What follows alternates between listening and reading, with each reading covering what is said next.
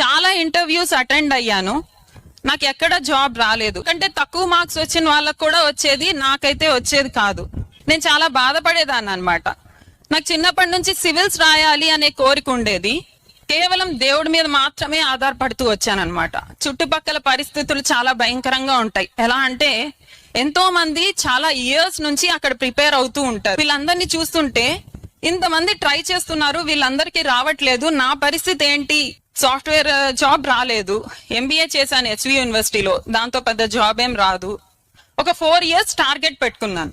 అయితే నేను దేవుని ఆశ్రయించుదును, దేవునికే నా వ్యాజ్యమును అప్పగించు, ఆయన పరిశోధింపజాలని మహాకార్యములను లెక్కలేనని అద్భుత క్రియలను చేయువాడు.